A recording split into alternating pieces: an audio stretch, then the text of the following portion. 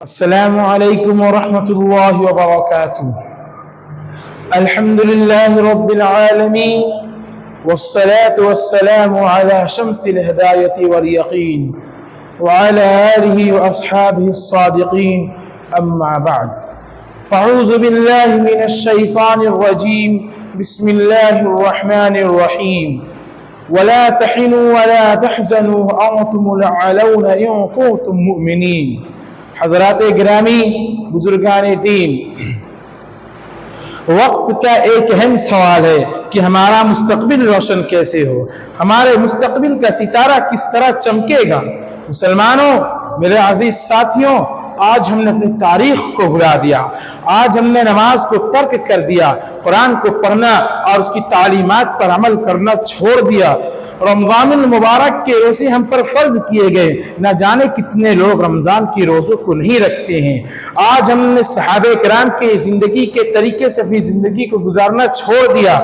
آج ہم اپنے آباء و اجداد کی تاریخ کو نہیں جانتے ہیں، تو پھر ہمارا مستقبل روشن کیسے ہو سکتا ہے، ہمارے مستقبل کا ستارہ چمک اور دمک کیسے سکتا ہے۔ آج ہم نے اپنے ماضی کو بھلا دیا، جناب نبی کریم صلی اللہ علیہ وسلم کے اسوہ حسنہ کو بالائے طاق رکھ دیا، فاروق اعظم اور خالد بن ولید کے طریقہ کار کو چھوڑ دیا، صلاح الدین ایوبی اور طارق بن زیاد کی تاریخ کو ہم نہیں جانتے ہیں، تو پھر ہمارا مستقبل روشن کیسے ہو سکتا ہے۔ حضرات گرامی،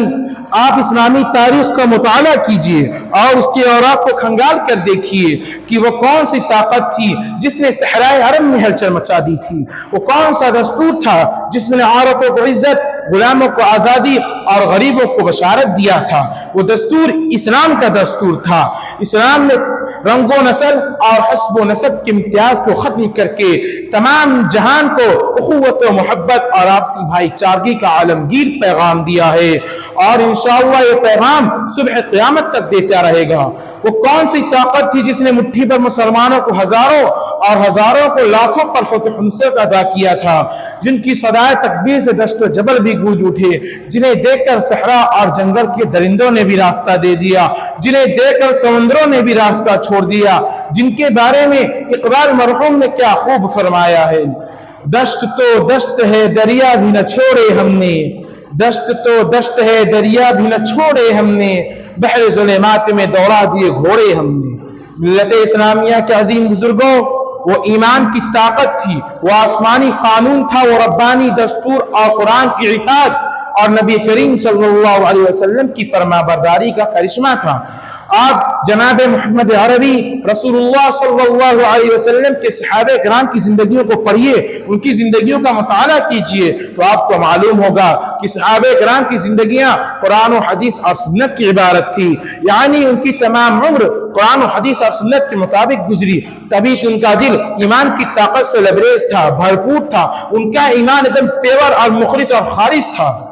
حق کے متوالے قدم قدم پر جمتے رہتے ہیں، ارتقاء عروج کے منازل طے کرتے رہتے ہیں۔ آپ اسلام کی ابتدائی زمانے کو دیکھیے، ایک طرف مشرکین مکہ سے لڑائیاں اور منافقین مدینہ کی ریشہ دوانیاں تھیں، تو دوسری طرف یہود و نصارہ کی خفیہ سرگرمیاں اور قیس و کسریٰ کی سلطنت کی دھمکیاں مل رہی تھیں، مگر اس کے باوجود صحابہ کرام آگے بڑھتے رہے، یہود و نصارہ کو ذلیل اور قیس و کسریٰ کی سلطنت کے پرخچے اڑا دیے، مشرکین مکہ کو ہزیمت سے دوچار کیا، فتح و نصرت کا علم لہراتے ہوئے، فتح و نصرت کا جھنڈا اور پرچم بلند کرتے ہوئے افریقہ کے بیابانوں اور اندلس کے پہاڑوں تک پہنچ گئے۔ اقبال مرحوم نے کیا خوب فرمایا ہے، دو نیم ان کی ٹھوکر سے صحرا اور دریا،